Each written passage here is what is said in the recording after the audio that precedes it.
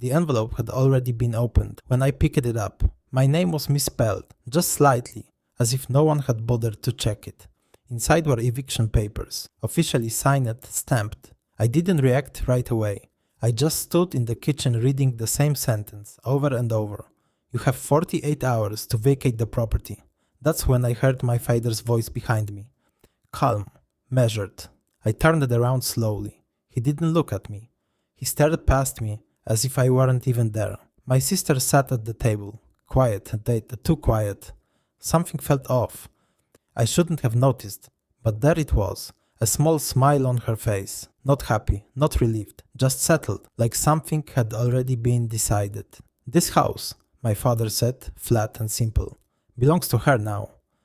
I didn't argue. That's the part people don't understand when I tell this story. I didn't ask questions. I didn't raise my voice. I just nodded because something told me in that moment that this wasn't sudden. This had been planned, carefully, quietly, and I had missed it. I folded the papers neatly, as if they mattered. Then I walked past them, down the hallway, into my room. I started packing, clothes first, then documents, then the small things people usually forget. I kept it all to myself. No tears, no calls, no scene, just silence, because the void deep down, I had a feeling they thought they'd want something, but they didn't understand what they had just taken, and more importantly, what they had just given away. I didn't sleep that night, not because I was hurt, not exactly. It was the silence that kept me awake, the kind of silence that feels planned. By morning, I had most of my things loaded into my car, 2 suitcases, 1 small box. That was all. I walked through the house one last time before I left. Same walls, same furniture. But it didn't feel like mine anymore. Maybe it hadn't for a while. That's when things started to make sense. Small moments I'd ignored. My father asking odd questions about paperwork a few months back. My sister suddenly taking an interest in the house, asking about repairs, about bills. At the time, I thought she was just curious. I shouldn't have brushed it off. I stopped by the kitchen counter. There was a folder there, not mine. I didn't open it. Something told me I didn't need to. I'll take care of the rest. My sister said behind me. Her voice was light, casual, like she'd just picked up a chore, not a home. I nodded. Kiss her on the hook, I said. That was the only thing I said to her. My father didn't come out to see me off.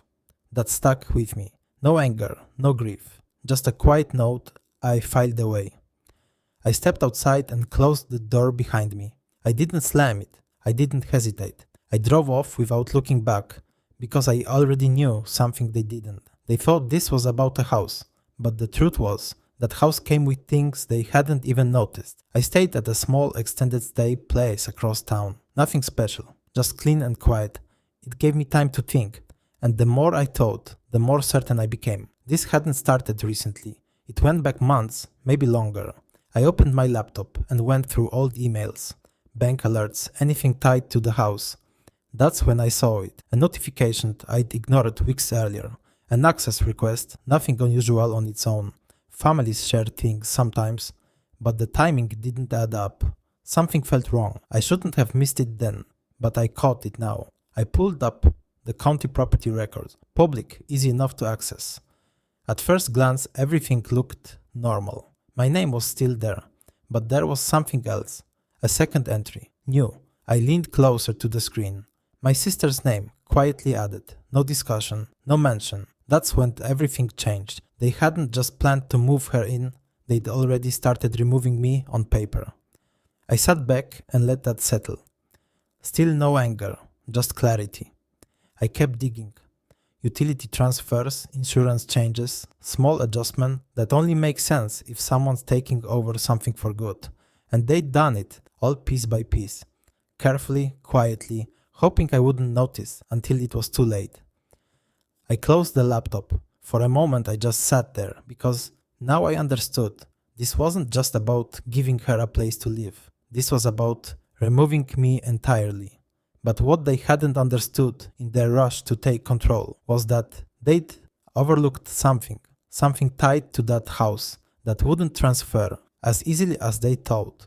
It became clear the next morning, not suddenly, just plainly. I drove back, but I didn't go in. I parked across the street and watched. My sister's car was in the driveway. The front door opened, then shut again quickly. A few minutes later, she came out, on the phone, pacing. That was new. She wasn't calm anymore. I kept my distance. Something felt off. I shouldn't have smiled, but I did, because I knew exactly what she'd just found. The house wasn't paid off. Not even close. There was a loan on it, and not a small one. My father knew that. So did I. My sister didn't, because when they put her name on the debt, they'd also tied her to everything that came with it. Taxes, liabilities, and above all, the debt. I'd taken out that loan years earlier, quietly, not for anything extravagant, just for something necessary at the time, and I'd been the only one managing it. Every payment, every notice, all under my name, until they changed that, until they decided to make her the owner. I watched her stop walking. Her shoulders dropped slightly. Then she looked up at the house. Not proud anymore, just uncertain. That's when I understood something else. They hadn't just taken something from me. They'd walked into something they didn't understand, and now it was starting to unfold. But that was only the beginning, because the loan wasn't the worst part. Not even close. I didn't go back after that. I didn't need to. Everything started moving on its own. I spent the next few days making quiet calls. Nothing dramatic, just careful. A meeting with a lawyer, a review of the documents, sorting out what had actually happened and what hadn't. That's when the full picture came together. My name hadn't been fully removed. Not legally. They'd added my sister but never closed the chain. Which meant one thing, responsibility was now shared. But control wasn't as simple as they thought. I didn't rush. I didn't confront anyone. I just followed the process, step by step.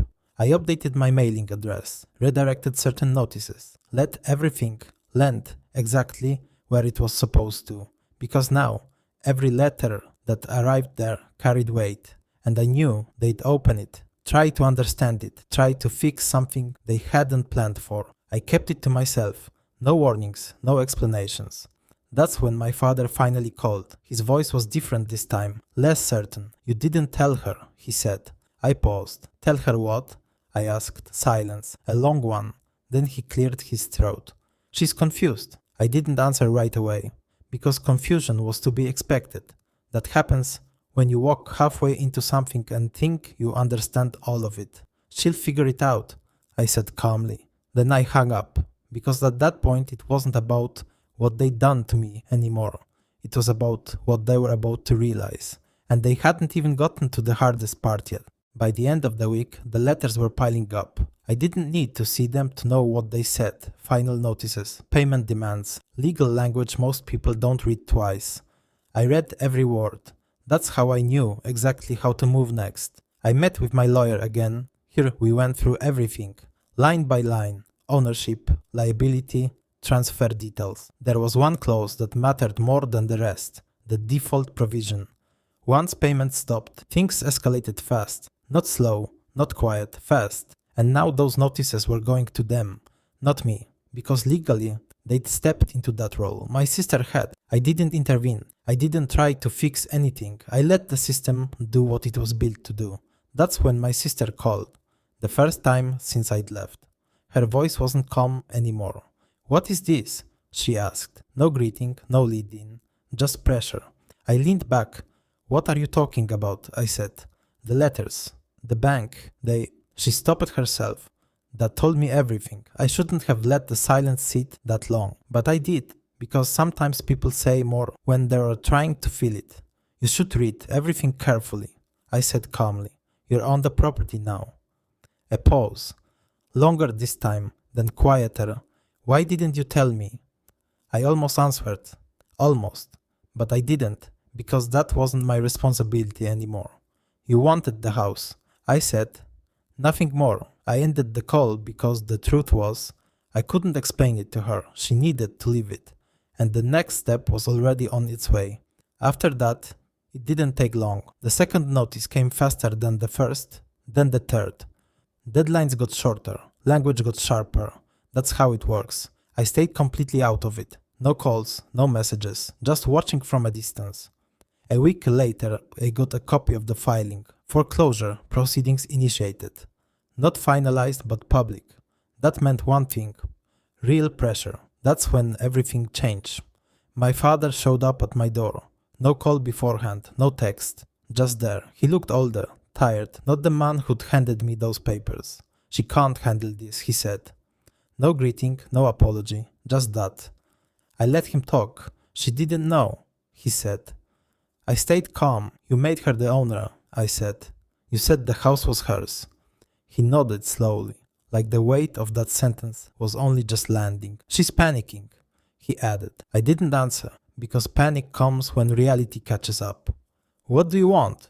he asked. That was the moment that should have come earlier, where I demand something, argue, push back.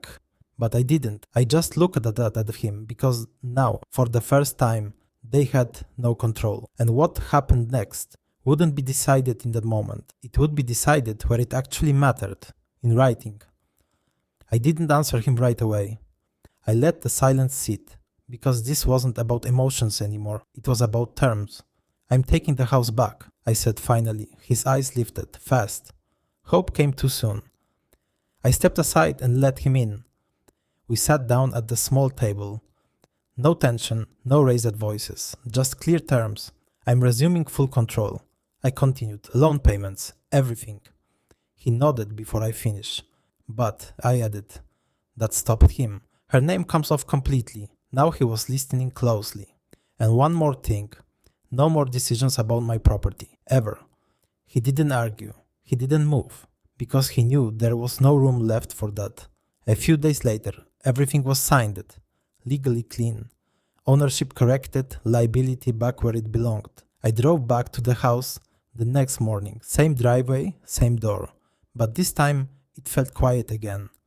My sister's car was gone. No scene, no goodbye, just absence. Inside, everything was right where I'd left it, almost untouched. I walked slowly through every room, not emotional, just aware, because now it was clear. They had never wanted the house. They'd wanted control, and they thought taking something from me would give them that. But control doesn't come through shortcuts. It comes from understanding what you're actually holding. I set my keys down on the counter, same spot as before, only this time no one reached for them again. And that's how it stayed.